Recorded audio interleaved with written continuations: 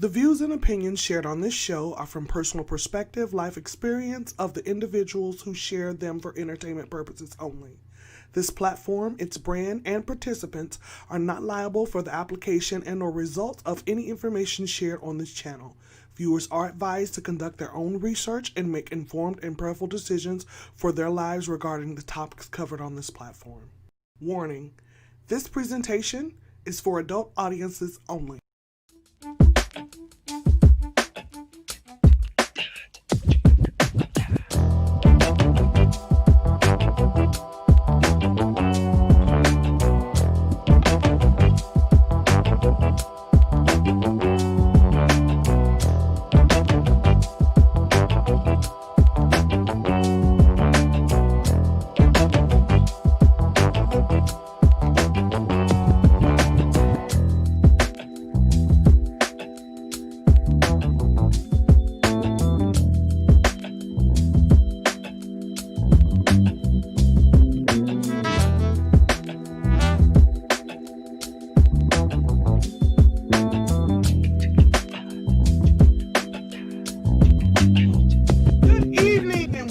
To the show, The Noble Vibe. I am your host, Gigi Renee, and I'm so excited to be joined by my good friend, Mr. Lovely. Today, our topic is Unapologetically Me.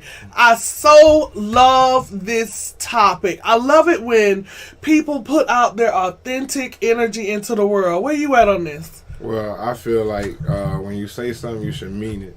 And that's the only way that people get a knowledge of who you are and what you stand for. Who you are and what you stand for. Miles Monroe, we all know the author Miles Monroe. He wrote a series of books called Understanding Your Potential, Releasing Your Potential, Maximizing Your Potential.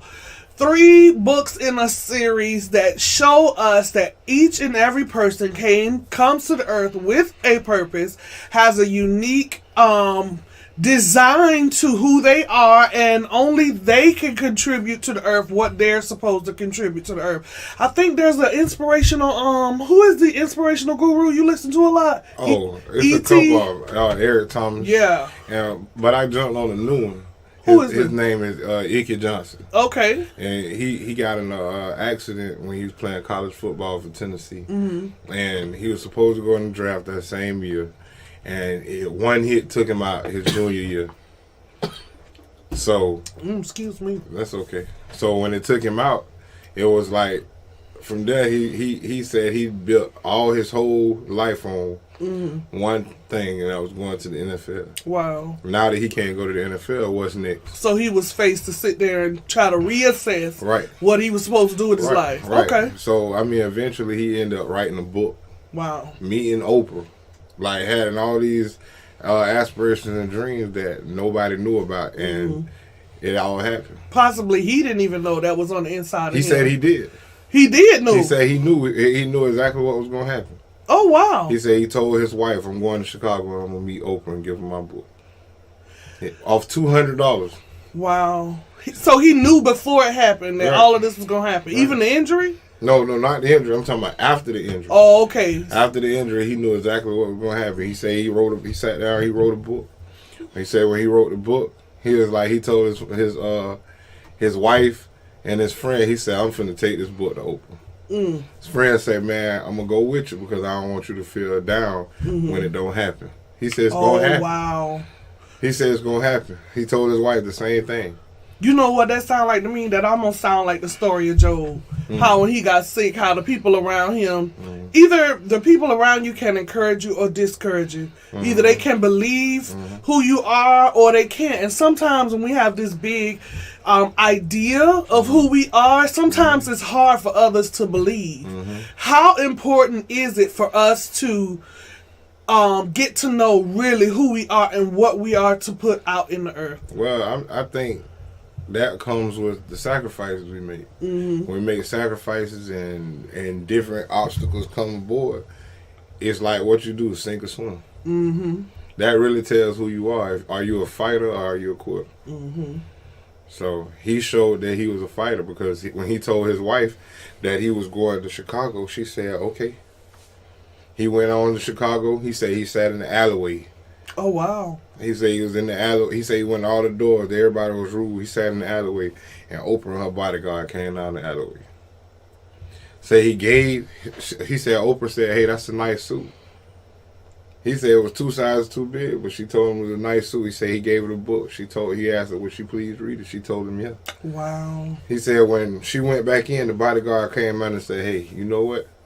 I don't know what you did or who you prayed to, but that almost never happened. She don't do that. No. So come on now, everything is designed. It's designed. Everything is designed designed for him to go through what he went through and to be who he is. He wasn't supposed to be a football player. I don't care how much athletics he has in it. It wasn't for him. You know, it's so funny that you say this because we can sit here and we can draw out stories, other people's stories. But because it's a noble vibe, I want us to get a little personal. Okay. For me, I was 5'9.5" in the 3rd grade.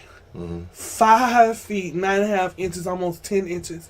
Which means I'm as tall as I am now. I was this tall in the 3rd grade. And I remember me and my sister, through a set of circumstances, we wound up in the same grade. And we were transferring from private school into public school. And I remember going to Fort Caroline Elementary. I remember this like the back of my hand. And walking down the corridor of classrooms where, at that time they would introduce you to whoever your teacher was going to be.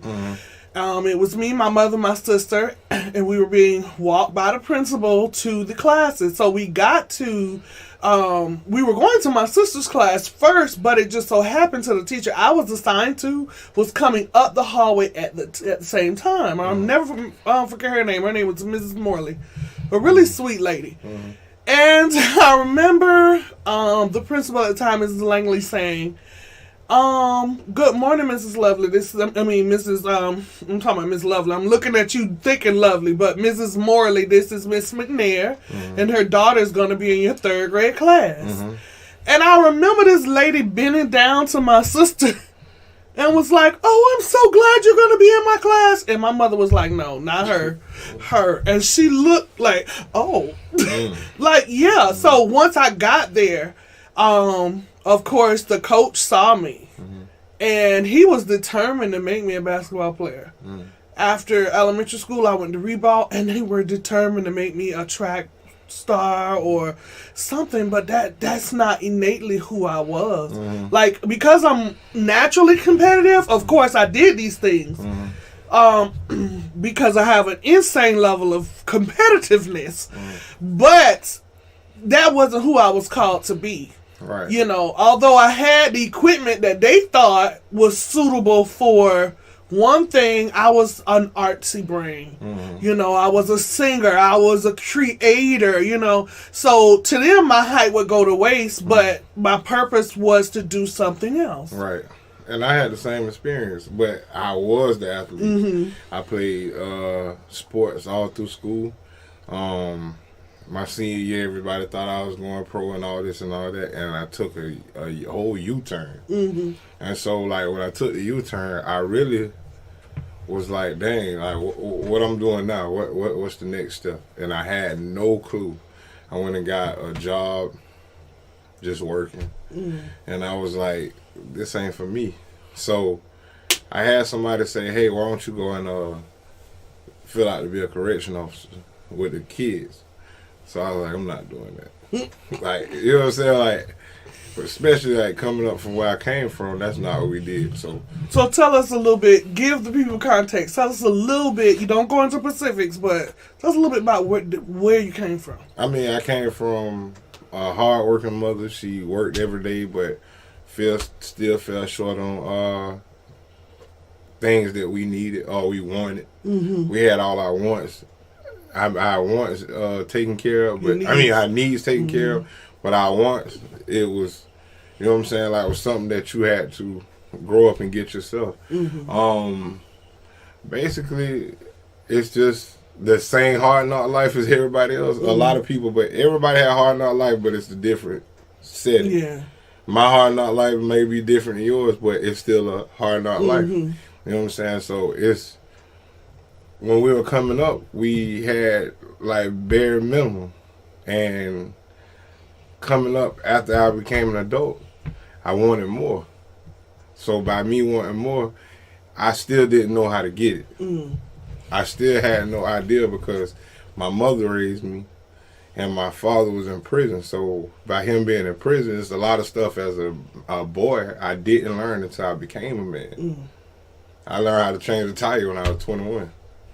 I ain't had no man around to show me how to do it. So it was just something I had to learn along the way. So when I finally took the job at the detention center, I seen some of the kids in there going through some of the same situations that I've been through. So it was like I took a liking to them. So it's like, boom, somebody else, they may not have wanted to be in these kids are bad. I don't want to be around that. I could go do something else, but it wasn't for me to do something else. It was for me to be here for them to save some lives. I can't save them all. I'm not Superman, but at the end of the day, I can save some. I have, from personal experience, that's how we met, working together. And I have personally seen with my own eyes this man really function in what I call ministry. I call it ministry. Every day. Like the kids that people just, I mean, and you working with, I think somebody described it with breaking news. You know, the breaking news. You know, these are the people he's, you know, working with on a day-to-day basis.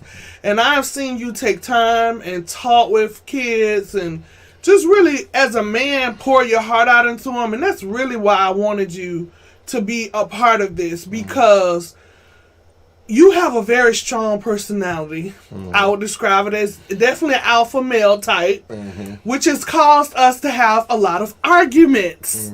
But I think that is healthy tension a lot of times, which is definitely something I wanted to bring to the show. But what I like about you mainly in what you put out to the world is that you know who you are. And you function in that knowledge unapologetically, no matter where you are. I know my flaws. I know my flaws. I know my strengths. I know my weaknesses. But I don't let a person play on either one of them. You know what I'm saying? Like, at the end of the day, I am who I am. Right. And you are who you are. And sometimes you bump heads, but it could be, like you said, a healthy bump heads, because after the conversation, I may see something different that I didn't see at the time. Right. And I would say, because you are who you are, you have been one of the only people in my life that I would say, besides a few, besides maybe you be about the fifth person, my daddy, my mama, Alicia, Alfred, my friends, you maybe are the fifth person who could be strong enough to show me another perspective. Yeah, I mean, but that's along with that season. My mother was strong, and she still is. Like, it ain't no telling my mother anything, and she going with it. And I picked that up, and it's a trait that I think that is a very good one, because when you know who you are, can't nobody tell you who you are, and can't nobody show you how to be something that you're not. Oh, you just said something real powerful. You watched your mother and her personality. So in you watching her personality, you had to. What was the main way of getting her to see some things? Was it getting to know how to communicate with her, or? I mean, it's a combination. It's downplaying it and letting her have her moment. And when she have her moment, then you come back and or it's like you're fighting a battle and you lose it, but in the end, if you keep fighting, you're gonna win the war. She might not see what I'm trying to tell her now, but eventually, even if she don't say it, she's still gonna see it. So it's like small little battles. You win small little battles that equal up to a big one. That's a very unique first characteristic for an alpha male. Because a lot of young men think that being an alpha male means exerting your position right away. See, I'm one of the people that I sit back and watch. I don't talk at all. I'm a talker, but you won't know that unless you know me. Mm-hmm. If you first meet me, you'll be like, dang, he quiet. Which is what I didn't understand what he was saying. When you say that it makes no sense to me. Because he's always ran his mouth to me. Right. But I had to like step back and watch him, and I'm like, oh, he don't talk to everybody. I don't because I feel like what you say shouldn't be shared with everybody. Why you say that? Because every time you share yourself with somebody, they take a piece of you with them. Oh my God. And I don't want to give everybody a piece of me. That is amazing. Let's just sit in that a minute. Ladies, won't that shut your mouth real quick? Every time you talk, you're giving away a piece of yourself. Right. And you are very careful of who you give those pieces to. Right. I mean, because if you don't, it's like I say stuff sometimes, and I can say something, and I can see everybody around my job just start saying it or start doing it. Mm-hmm. But it comes with time. It comes with being a leader. I am a leader. Yeah, you are. But I know when to follow, too. Every great leader should know how to follow. And that has to specifically, I know, do with knowing who you are as a person. Right. Okay, so let's go into this. Mm-hmm, go ahead. What was your process? Do you remember back? What was your process of becoming or getting to know who you are as a person? My process of beginning to know who I was as a person, came from when I was around people doing a lot of things. Stealing cars, doing drugs, drinking, smoking, a whole lot of stuff. But I chose not to do any of that. He still don't drink. Or do drugs. Or smoke. None of that. But it's because I don't want to. But he don't make me feel bad when I have my drink. I don't make nobody feel. Listen, anybody that's ever around me know, if you do it, I'm judgmental. I'm not judgmental. So if I think he said it right the first time. No, if you're around me and you smoke a drink, that's on you. He will express that he don't like it. I don't like it. But I'm not gonna tell nobody else not to do it. All my friends drink. Every single one of them. I don't. And coming from where you come from, you don't drink. No. Because that's, yourself. Right. Why don't you drink? Well, I think a lot of me not drinking and smoking has to do with my grandfather. Like, when my father went to jail, my grandfather was there till I was like 12 and he died. He went to the Memorial Hospital for a checkup and never came home. Oh, Jesus. Right. But, because they found out he had cirrhosis and emphysema. So he from the drinking and the smoking. And that was the closest male to me, and he was the only one teaching me something. So if that took him out, why would I want to? You know what I'm saying? So that took your Superman at the time. That took it. That took it. And the thing, and what still plays in my mind sometimes, like when I went to see him, because they wouldn't let me see him. Me and my granddad was like this. I went to see him for the last time, and when I went, they said he wasn't responding to nobody. When I walked in, he grabbed my hand and he was upbeat. So that was the last memory I have of him, and I put a smile on his face. Right. So in honor of him, I feel like, hey, that ain't something I want to do, so I don't do it. Yeah, I definitely feel like testing your individual limits. That was an emotional limit for you. So I feel like giving yourself room to have those limits and to discover those limits is a big part of it too. You have emotional, physical factors, psychological factors, environmental factors, spiritual factors. There's so many factors that go into kind of touching the stove and saying, oh, that's hot. I don't want to do that no more. Yeah. Testing those boundaries and those limits. Okay, so here's why I like the conflict between us. Because you definitely helped me grow. I hope I help you grow. But let's go back to the communication factor that you said you had to really discover with communicating with your mom. How important is that language, that customized language? Some people call it a love language. Like whatever it is it takes to kind of communicate with you what I'm thinking or what I'm feeling or how I'm seeing things. How important is that factor in discovering it for yourself first? Well, it's important because I didn't realize how much we were alike until I removed myself from her house. When we stayed together, we kept getting into it, and I couldn't figure out, like, why do we keep arguing? Why do we keep getting into it? And I could not, for the life of me, figure out why.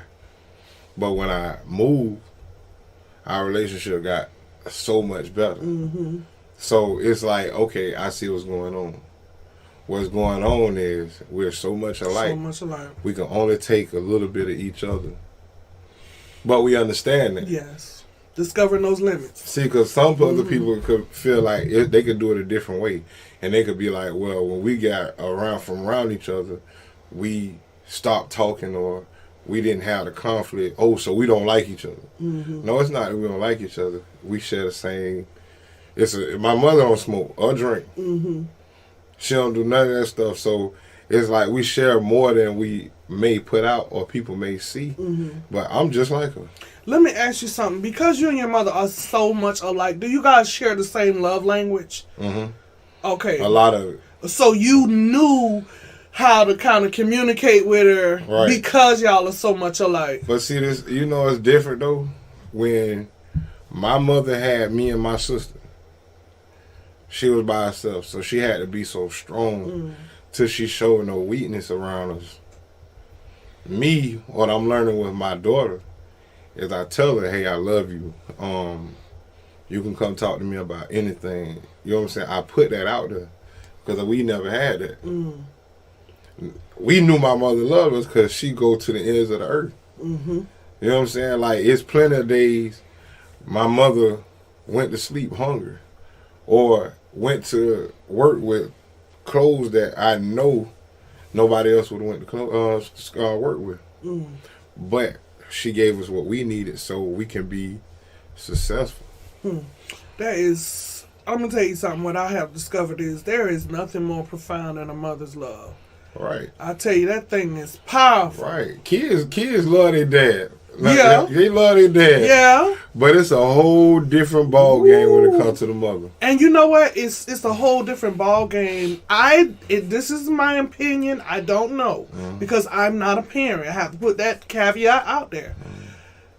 It's a difference between the way my dad loved me and the way my mama loved me. And I feel like, yeah, my daddy's love was boundless. But my mother's love is tested and tried and proved over and over and over and over and over again. And I'm telling you, I never considered the fact that me and my mother were alike. I'm more like my dad. I'm way more like my dad. But me and my mom have become really good friends since my dad died. So we're very close. We're very close, but we can't live together neither. Yeah. Now, me and my daughter are just alike. Okay. So I can look at my daughter and tell when she having a good day. On her facial expression. We can't hide nothing. Because you know her. If I'm upset, I don't talk. I get quiet and I sit to myself because I have to process everything before I say anything because I don't want to say nothing that's going to, directly hurt anybody or put me in a situation that I don't want to be in. So I process whatever I'm going through at the time to make sure, hey, you're right for what you're doing, or oh, you dead wrong. And I look at her and do the same thing. If I get on her right now or something don't go her way or this or that, I can look in her face and see, oh, she got attitude. Oh, she mad. She don't want to be bothered. When she's upset, she don't want to be bothered. So if she upset, she don't want to be bothered, who am I to make her be bothered when I know I'm the same way? So you don't bother that baby when she upset? But we going to talk about it.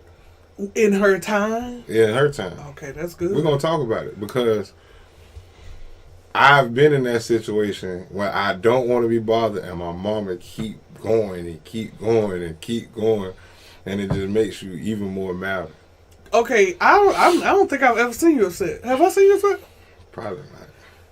I don't get upset often. I smile most of the time. I tell jokes. I seen you ticked off one day when you yelled at that little old white lady. Right, but I try to limit that because when I get mad, I don't care. Like, I'm at the point that I've tried to overlook. I tried to do this. I tried to do that. Listen, y'all, let me tell this story.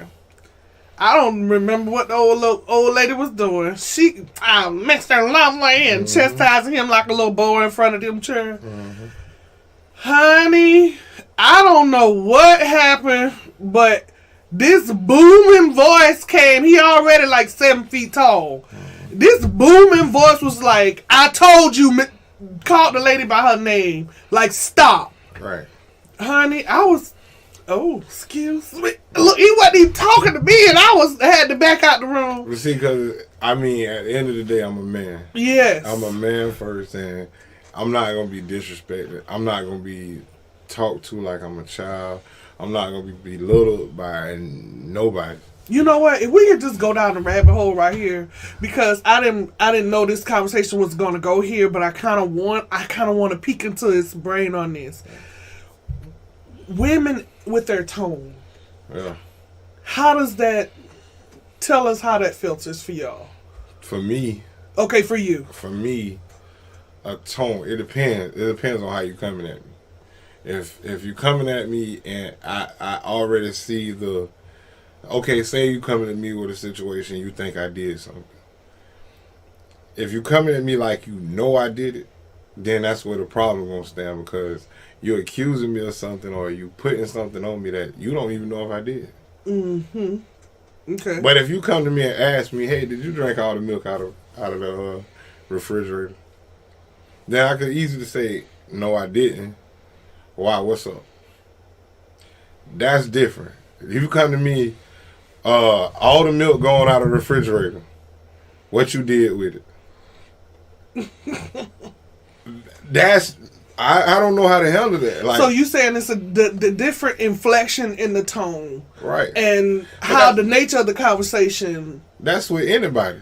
If I come to you and say, but I'm asking you, not that we're presuming that either I can speak for all women or you can speak for all men. Okay. But we're just having a sidebar conversation here about how does the tone of a woman factor in for a man. See, I think when a man goes and talks to a woman, he has to be calculated. Mm-hmm. And he has to... Well, we are naturally thinkers. And women are naturally emotional. Men are natural thinkers. Not... I cannot say I've heard that before. But it's true. It's true, because think about in a relationship, if a man said half of the stuff that a woman says when she gets mad, where would we be? I don't know where y'all would be. Okay. We wouldn't be together. I mean, because... But why is there assumption? Wait, hold on. Yeah. You got to think about that. Think about that. Why is there an assumption that the woman gonna say something wrong? Because they do. Like a woman get in an argument with a man. The average woman get in an argument with a man. She'll talk about his mother. She'll talk about his father. She'll call him all these names up under the book. Under the sun. I don't know what type of women these are, but they are not adult women. Oh, yes, they are. No, they may be, well, excuse me, adult was wrong. Grown is the word. They may be adults, but they ain't grown. Well, let me ask you a no question. grown woman is going to demasculate a man like that. That's not true. No grown woman. No grown... Who does that? Women. Listen, let me ask you a question. I have never done that. They got a show on TV called the Bad Girls Club. Why they don't have one called the Bad Men's Club or the Bad Boys Club? And you know why? Because you can't put a bunch of females together. That's true. That's a lie. You're not going to perpetuate that lie. First of all, the average group. First of all, I want to go back to what you said. Go ahead. Bad Girls Club. Okay? Those are not women. Okay. Okay? Okay. Listen. The average group of women you put together, it's going to be some kind of argument. It's going to be some kind of dysfunction. That's you can put lie. a gang of men together. That's a lie. You can put a gang of men together and have not one problem. And this is where coming into knowing yourself, because I have for the first time in my life, over 20 years have maintained relationships with women. Mm-hmm. For the past 20 years. This is why I know this is not true. Because when I was younger, I would always hang out with guys. It's so much easier. Even in my adulthood, it's easier for me to hang out with guys. Because they're so much simpler. But that is not to say women cannot be together. Because that hasn't been my experience. I didn't say it was 100%. But what I'm saying is, the average woman, you put at least 10, 15 women together, it's going to be a problem. Well, ladies and gentlemen, that was a man's perspective. It's true. We're having a heart and crown moment, but that's from his perspective, and we welcome diverse, opinions. I don't necessarily agree with that. Where do we get the comments on this? Whatever. Whatever. You go in the comment section and address them. I'm gonna see it.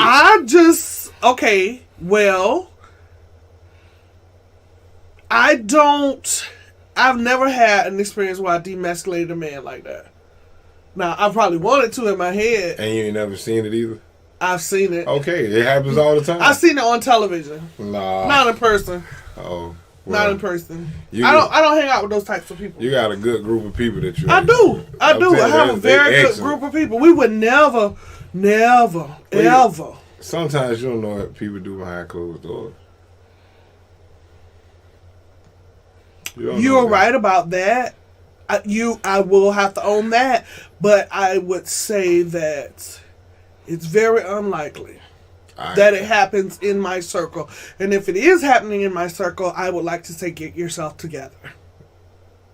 But this is my conflict when it comes to, because I know every ounce of who I am, mm-hmm. and I've come to a space in my life where I love who I am. Knowing who you are as a person and joining yourself in a relationship that you're not suited or compatible for, mm-hmm. or can sustain on a long-term basis, that for me just set the stage for conflict. Yeah, I agree, but how many people see the signs, whether it's from friendship, whether it's from somebody you're going to be with, and just say, I'm retreating? Me. And I'm going to tell you why, because you taught me this lesson. You put a cherry on top with this lesson. Listen to what I'm telling you. Don't listen to what you think you want to hear. Mm-hmm. Because this is what I learned. Men will always tell you where they're at. Mm-hmm. You don't have to figure it out. Just listen to what they're saying. Don't filter it through anything, any expectations, or just listen to what they're telling you. I agree. But at the same time, this is where I'm at. With knowing who you are, that is my question. Why would I partner myself with somebody I know I'm not compatible with, just for the sake of having somebody? We just had this conversation. That's what I'm saying, though. To feel fulfilled. For what? What you mean, life? People, listen, everybody goes off of what they see. Social media, TV, and what you see on the streets shape a lot of people's relationships. Social media, TV, and what you see on the street, that's because they don't have no role models. Not even that. You can have a role model, but what you see is, that's just like with my daughter. As she get older, I could tell her, baby, you the beautifulest girl I ever met in my life. I love you to death. You're going to be a strong woman. I can tell her all that. But let a guy come and tell her, you beautiful. It's a different thing. It's different. My beautiful different. And her beautiful, she feel like I got to tell her that. She feel like he telling her that because he really mean it. Okay, well, I'll take that as your man's perspective. But as a girl, I can tell you that it's authentically not true. You don't think so? No. So No. why do so many women get in bad relationships? And they know exactly what's going on. You got a lot of girls that their fathers, their uncles, their grandfathers give them the game of what's going on, and they still fall for the same thing that they been told about. And giving the game and actually having a relationship are two different things. Right. What you described here on the show, what you have with your daughter is a relationship. Right. Okay? Now, in relationship, if you give her game, that's one thing. But at the same time, giving game and having a relationship can't be independent.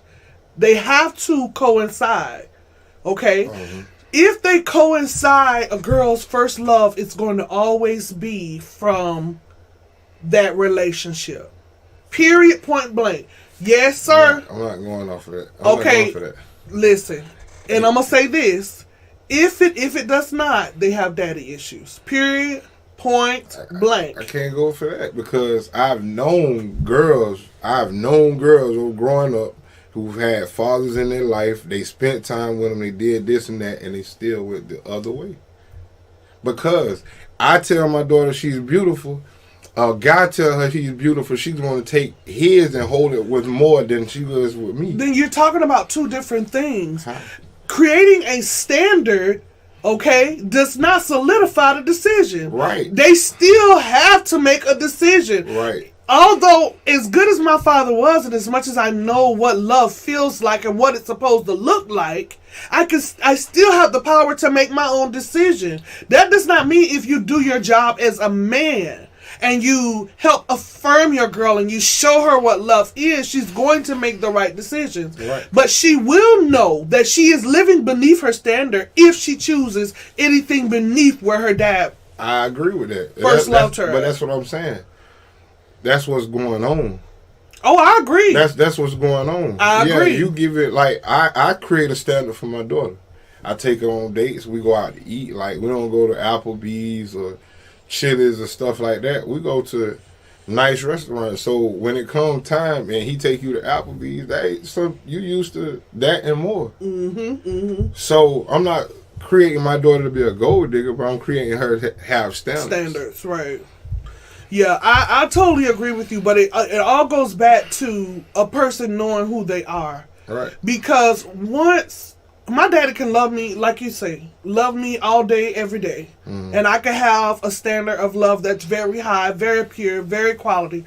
But at the same time, the decisions I make are based on how highly or how lowly I think of myself. Yeah, right. And that all comes in the part of knowing who I am. And because I know who I am, because I know, I would say this, I say this all the time. I've always wished that I could have been petite, soft-spoken. You know, I don't even know how to whisper. Mm-hmm. You know what I'm saying? Mm-hmm. I talk loud. I'm aggressive. Mm-hmm. I have a very bold personality. But a lot of times growing up, I wished I could have been the opposite. Like, why am I so, I just hate to get involved in stuff because I don't want to get so passionate about it. But because I know who I am, I know I can't marry an idiot. Mm-hmm. I know I can't marry someone who's lazy. Mm-hmm. Because these things are not compatible with me. And because I value who I am, and I know who I am, and I know exactly what I'm purposed for in the earth, I refuse to partner my life with someone that's going to stagnate that or bring that vision down. So let me ask you a question. Have you ever been with an idiot? In retrospect, I could consider all of them idiots. Mm. But, yeah, in retrospect, I could. Have you ever been with a lazy person? No. You haven't? Everybody that you've been with just been go-getter. Everybody. Yeah. Oh, well, you got... I can't agree with that. I mean, not on my end because I've been with... Because when I meet somebody, you don't know what they are until... You only know what they're presenting. Right. Right. And most of the time, everybody put... 10 times out of 10, everybody put their best foot forward when they first meet somebody. Right. So if I get with you and then boom, you lazy, I don't know that. Well, how long? This is my thing. I don't jump into a relationship till I watch a person. But if you don't have to be in a relationship, but you're still in a relationship. What you mean? That mean whether you work with a person 1 day or 10 years, they still was your coworker. Right. So if you went on a date with somebody a couple times, y'all might not be girlfriend, boyfriend, husband, or wife, but y'all in a relationship. Nope, I disagree. How? You All the way. You built a relationship with that person. It may not be a lasting relationship. It may not be a sexual relationship or that, but it's still a relationship regardless. After that day, after y'all spent that time together, y'all still had something. Y'all still hung out. Y'all still did that. That's a relationship. It may not. How is it not? I don't agree with that because relationship, that sound real. That's a lot for me. I don't even like that word. But it's true though. You got people that work with each other and they see each other once every blue moon, but they still have a work relationship. I guess I'm gonna have to chew on that one a little while. See, Chew on it. Yeah, I'm gonna chew on it. It's a relationship. Even when I know by the definition of the word, you are correct. Even in the detention center, when you worked in the detention center, you was a teacher in the detention center. Why are you telling these people where I worked at? Oh well, my fault. Even when you worked there, you still built a relationship. Whether those kids was in there 5 days or 25 days. That is true. You still built a relationship. It's either a love relationship, a hate relationship, or, you know what I'm saying, we just was there together. And I hope it was a positive relationship, that they don't break in my house. Yeah. But yeah, I get what you're saying in that retrospect. Let's go even further into this. Where you identify conscious and unconscious habits. Okay. We were talking about the representative. Mm-hmm. How you like to do this a lot because you study people. Mm-hmm. You know, and a lot of times he'll pick out the one thing you don't even know you're doing and he'll bring it up. Mm-hmm. So how important is it for us to get to know ourselves to the point that we recognize our conscious and unconscious behaviors? How important is it? It's very important. Because, listen, every aspect of the relationship is important. Because if it wasn't, it wouldn't work together at all. Mm-hmm. With a car, you got if you got a car and you break it down, you take the tires off of that. Can the car do what it's supposed to do? No. If you take the steering wheel off and you got everything else in there, can it do what it's supposed to do? It can't do what it was designed to do. No. Right. If you take the paint off of it, can it do what it's supposed to do? Yes. No. The paint? The paint. Because if you go and you put a car on a commercial, and they trying to get you to buy it. Oh. And they don't have the paint on there. And then you take this other car, and they got the paint on it. They both work the same. What are you going to go buy? The one with the paint. Right. Why? Because it did its job. The paint is just a selling point. That was a very subtle way of saying that conscious and unconscious behaviors play a very pivotal part of your package. Because think about it, if you go to Burger King, if they really put the burger that you just got on the commercial, would you really go to Burger King? No, that don't mean that. Well, burger, I might because I'm country, so. But that don't mean that burger tastes no different than the one on the TV. Right. A tomato tastes the same whether it's chopped up or it's cut up. That's good. I would think conscious and unconscious behavior, I think that is, it's tenuous to actually learn those details about yourself. And a lot of times, especially unconscious behavior, you don't know about until someone points it out. But a lot of people people's self-esteem is not there. So no matter, you got people putting it out that, oh, I'm fine, I'm this, I'm that, but their self-esteem is shot. Mm-hmm. So with that being shot, you allow anything. When you allow anything happens to you. Anything goes. That's sad. But how often does it happen? Just be real. Yeah. Everybody done seen a crackhead. Everybody see what crack does to a crackhead. That's so true. But you still got people just trying crack. Mm-hmm. Why? I don't know why would you want to try crack? They missing something. the crowd doing it.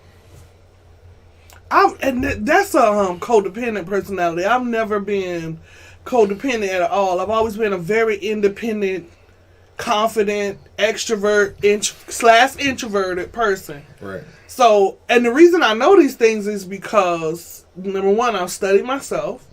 I've also gained vocabulary for different parts of my personality. I took these some time ago, the Myers-Briggs assessment, and that thing was long.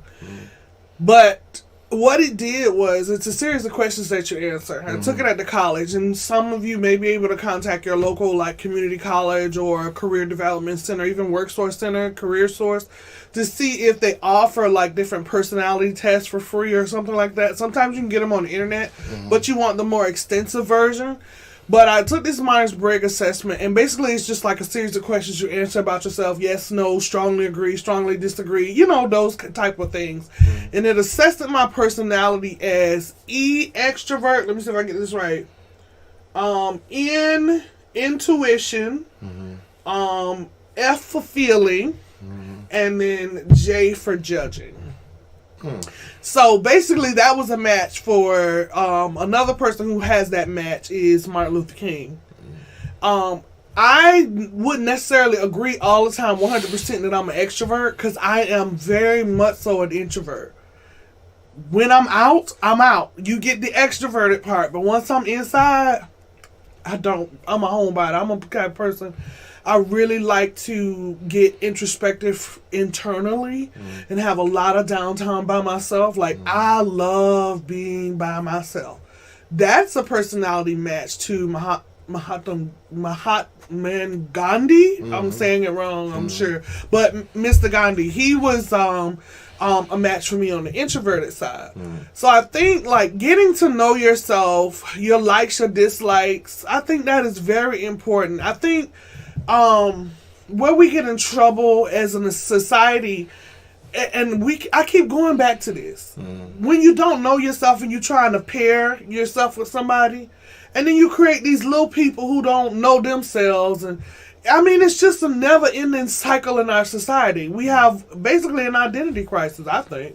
I think it's a lot of it comes from what we see. Our kids are big. Our kids are sponges when they come up, and so they soak in a lot that they see.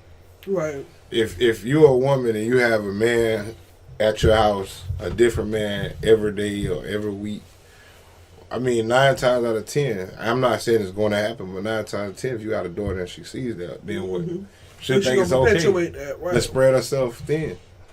She'll think it's okay. If you got a son. Oh, that was a nice way to say that. Spread yourself thin. Right. And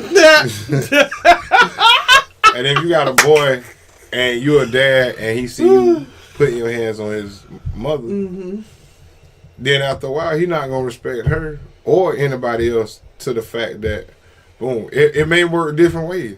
It may work that he sees a guy putting his hands on a woman and he goes berserk. Or he may be the guy who puts his hands on the woman. So, or it's just so many different situations that can be broken down. We have to retrain our kids. But you got to think, the grandmothers these days are 30 years old. The grandmothers and the mothers are in the club together. They smoking together, they drinking together. So, if you see your grandmother and your mother lighting up a J, then it's all right to do. So now, we're not saying there's anything wrong with marijuana, so we don't want any lobbyists petitioning the show. We're not saying that. Right. But we're just saying how habits feed into other habits. Right. How you perpetuate cycles and circumstances.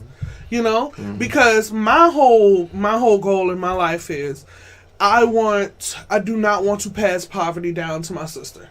Like, when I'm broke, I itch. Like, I always have a hustle mentality. And I get that from my daddy. You know, so this is why I know that part of me I can't partner with anybody who ain't a hustle. And when you saying pass stuff down, that is what I get. Like, I watched my daddy work, making all kind of crazy money, and then I watched him get sick and have to go on disability, and then have to hustle the rest. Like, my daddy would sell, water filters, whatever it took, and I'm gonna go down this rabbit hole. Did you see the post? Who was the guy driving the Uber and the lady put him on blast? He's on Love and Hip Hop. He kind of perms his hair. Jock. He was driving like Lyft or something, like a ride share. And when I watched the video, you could tell it was a black lady. She was like, yo, you riding a ride share? Like, she was putting him down. He was like, yo, I'm just, trying to get you where you got to go, and you doing this for clicks and likes. To me, it really just made me feel some kind of way that, first of all, a black woman would do that to a black man. That goes back to what I said. Well, it made me feel some kind of way. And then secondly, that this man, regardless of what he had to do, regardless to the price it may have cost him to his image, he was showing his family, look, I'm going to do whatever it takes. Right. Take care of my family, but you got to think about the time we in. We're in the time of social media. We're in the time of you can have one good post and it puts you on for the rest of your life. So you got to think, YouTube pay people. Social media pay people. So if I can get, boom, I can put Young Jock on blast for this, that, I can get 1 million likes. I get 1 million likes, I get me a check. But you know what? And I'm going to go back to it.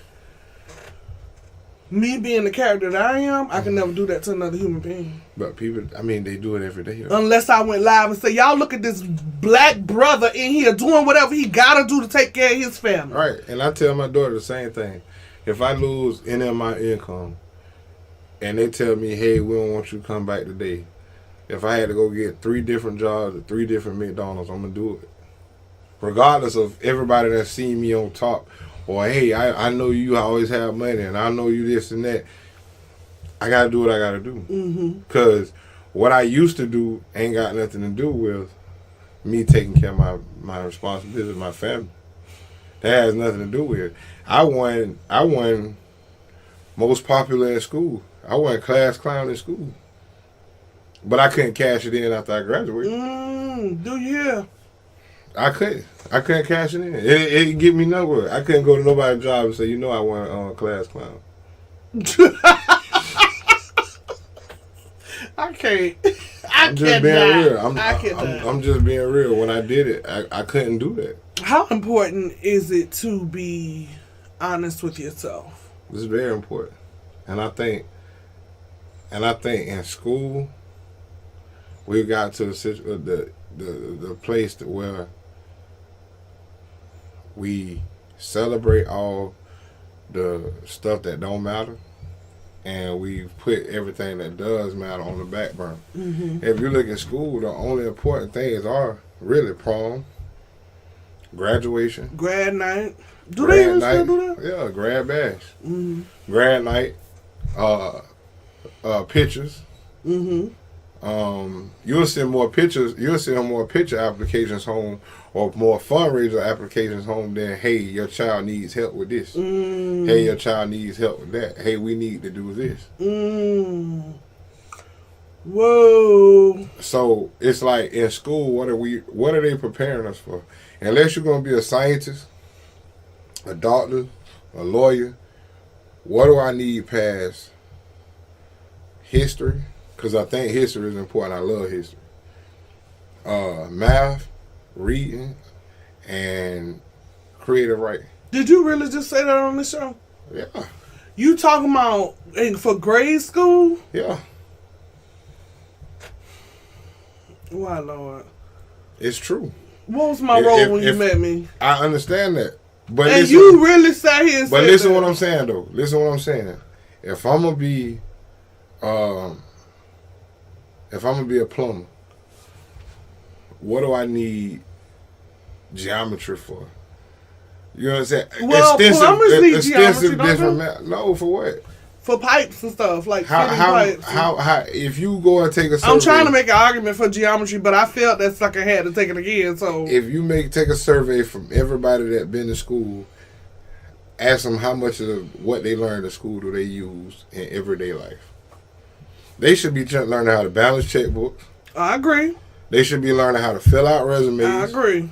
They should be learning how to maintain when they get on a job. Now they got all these programs because I do a program for mentoring. We teaching all these kids all this stuff now, but why it's not in the school system? Why it's not in the school system? You got home economics. Do you think because of what you see every day plays a role of how you feel, plays a part of how you feel about education? Right. All right. Listen, I'm going to tell you, when I was in high school, when I used to go to Jackson, I was sitting, I was on the third floor one day, and I was sitting at the window doing nothing while the teacher allowed me to do nothing. I'm looking out the window, and I see these group of kids going to what is called now Ada Phillip Randolph, but it's called the Skill Center when I went to school. So I was like, oh, they must be retarded. They must be slow. But, I mean, because you got to think, kids are mean. Yeah. So I'm like, they going to a whole different school? For what? But if I really thought about it, if I knew now, or if people put into me now, I mean, then what I know now, I would have went too. So you saying a more conservatory type education is more appropriate than the traditional math, science, arithmetic. Right. Okay, so you're not saying don't get an education. You saying we need to adjust the way we educate. It needs to be well-rounded, because think about it. And I hate to be like, bring this and that up. A lot of other countries, a lot of other people, I agree, when they have businesses or when they have jobs, what do? They take their kids to work during the summer. They teach their kids. These guys know how to do electrician, and you have your 12-year-old son out there with you till he turned 18. So when he turned 18, he got a whole trade. I totally agree. He got a whole trade. I totally agree with you. But us, we allow Who is us? Black people. Black people, okay. We allow our kids to grow up, go to school, and then figure out what you're going to do when you turn 19. Now, that's a good point you're making. This is a good point he is making. He is saying we need to identify much earlier where we going in life. And then when you get 19 and he don't know what he want to do, all you do is say, hey, what you going to do when you grow up? Right. That's repetitive. I like this. I love this. That's repetitive, and it's going nowhere. Other kids, hey, you got this man, he got this business, he got this lawn service. Hey, John, get up and let's go. We finna go cut these yards. Okay, so let's go back to where we was at the beginning of the conversation. We still here, but we want to make point. Around what age did you know who you were? I was grown. You was grown? I think I was grown. At what age did you know what you were interested in? I fell into it. But as an adult. Really? I just remember when we first started, I told you. They told me to come work at the detention center. I mean, be a correction officer. I told them. You think that's a combination of who you are? Yeah. It's a lot. It plays a lot in who I am. Ladies and gentlemen, what you're about to see is a disagreement. It plays a lot. No, listen what I'm saying. I always knew I was strong. I always knew I had great willpower and all this other stuff. But you asked me how old was I when I knew what I was supposed to do. I was grown. I started working at the detention. I'm supposed to mentor kids. Oh, okay. Because I thought you were saying the detention center was what you was supposed to do. No. Oh, no, clarify. No. Okay, because I was about to get in your... That opened up the door for me to see. Okay. And then, it was like, boom, I started working at the detention center. Then this came open to work with kids, and then this came open to work with kids, and this came open to work with kids, and then I was look up, and I got nominated for a mentor award for what? Black Men Walking, right? Saying, and I got nominated again this year. Oh, really? Yeah. So all right. All right. That is awesome. What? So we're going to give y'all some information about that as well. But this is awesome. You are a fantastic black man working in our community.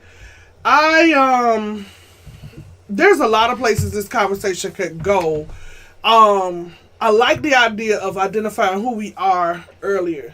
I think that's good. But at the same time, once we know who we are, we need to be comfortable with that person. Right. Be unapologetic with it. Right. Not rude, Right. not mean, not malice, not hurting people, but unapologetic. Right. Another thing I wanted to bring out too is knowing who you are. Another person along the way should be able to look at that and affirm it as well. I agree. That you're actually walking in purpose. Like, yes, you are anointed for this area. And once you get to that point, I think that's where we as individuals can move into our independent level of productivity in the earth. And this is really what I want the young people to get to, and the young adults. Take time, get to know yourself. I don't really agree with jumping in relationships early. Right. I agree with getting to know yourself. And if you can't make you happy, how can I?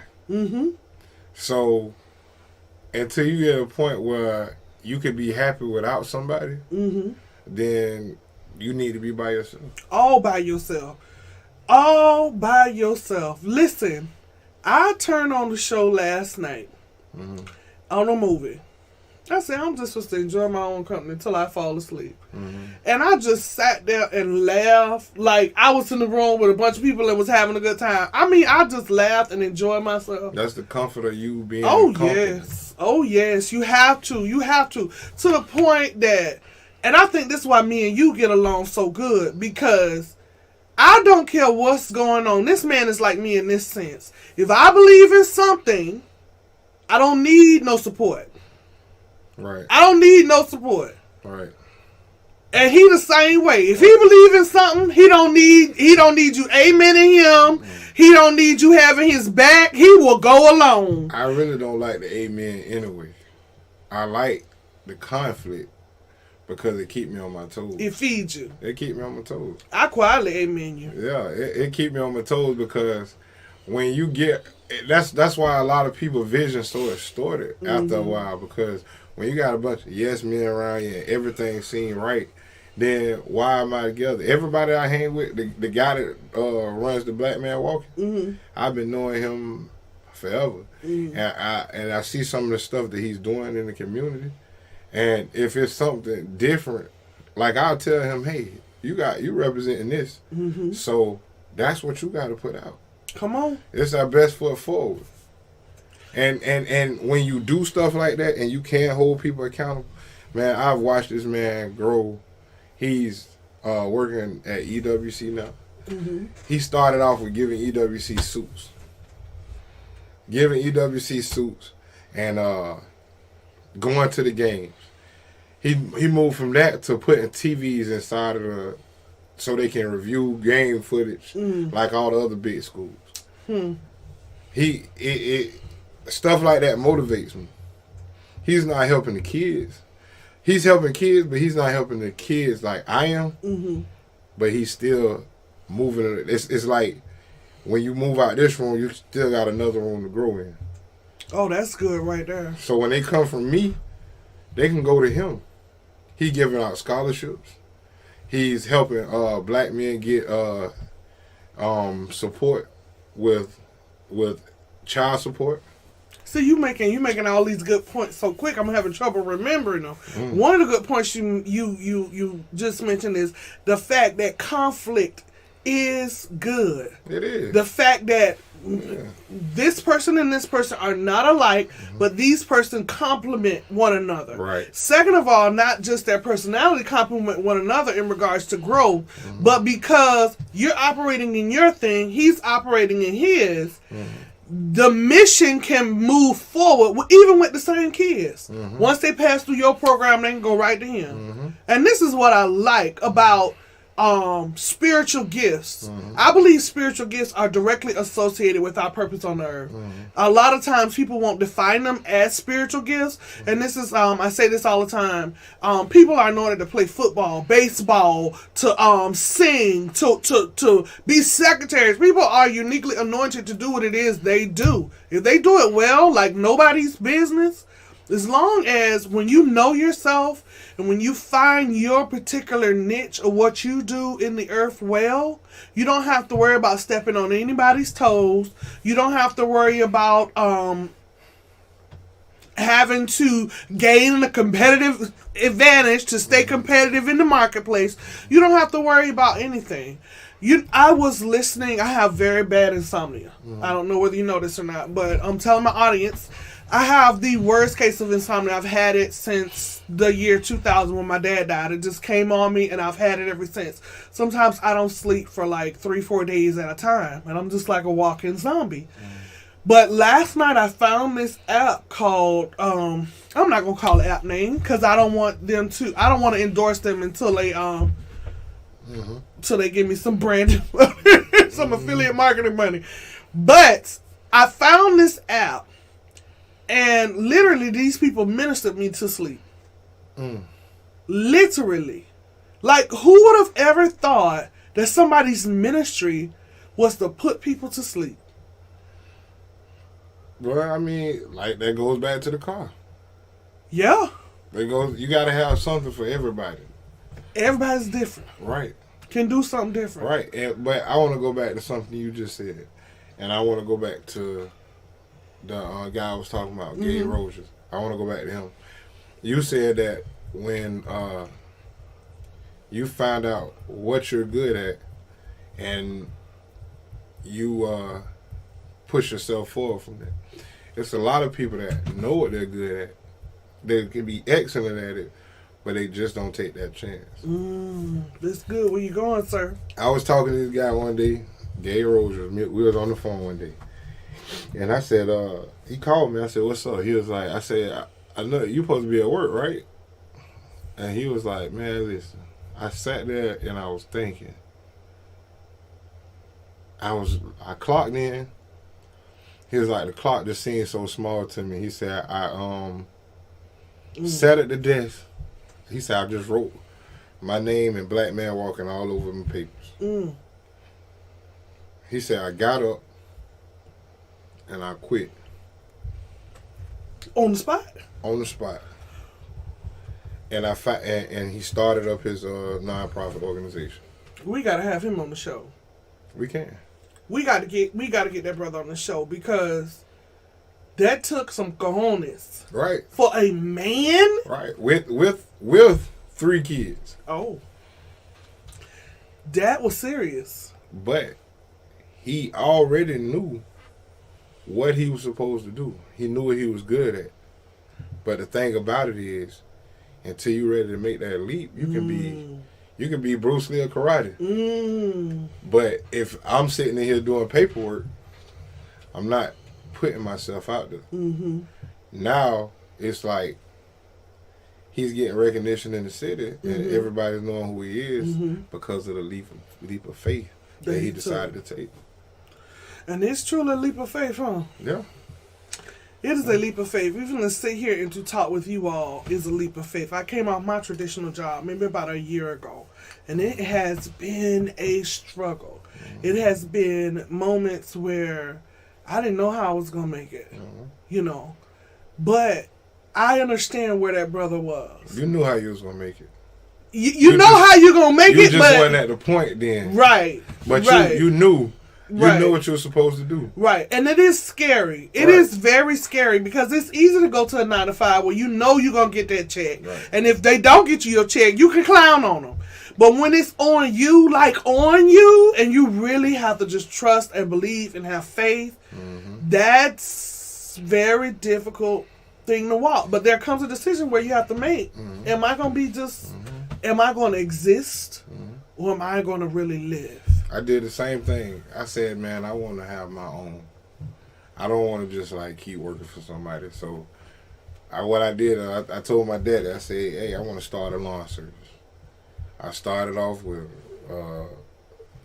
lawnmower, a blower, an edge, and a weed eater. That's what you got to do. Mm-hmm. I could have just sat here and said I want to have my own and did absolutely nothing, but I wouldn't have sink or swim on anything if I didn't try. Just start with little baby steps. You just started small. Mm-hmm. Amen. Amen.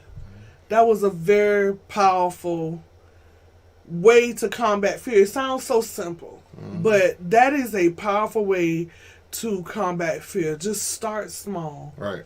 Don't go back. Right. Once you start small, keep adding to it. Right. Keep adding to it. Right. Once you get one piece of equipment, I know a guy right now got a t-shirt company. He got a whole building. Mm-hmm. He started off. Literally used to walk in his garage and see a whole bunch of shirts just hanging up around his garage with receipts on them. And he started there. Started in the garage. And it's so crazy. He built his brand from going to a school sale and they sold a printing press. And he just started doing it on his own. And now he got 2 barbershops and he got a t-shirt printing company. And he worked with people all in California. Start small. Start small. Know yourself. Know what you're supposed to put out in the world. Be unapologetic about it. Embrace it with your whole heart, with your whole being, with your whole mind. And then the next step I want you to do is create a culture around you. If they don't get on board, then put them out.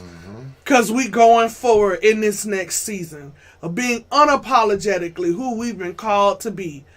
Thank you so much for taking the time to join us. I hope that you have gotten something out of this conversation. I really do appreciate Mr. Lovely for joining me here tonight. And until next time, have a good night.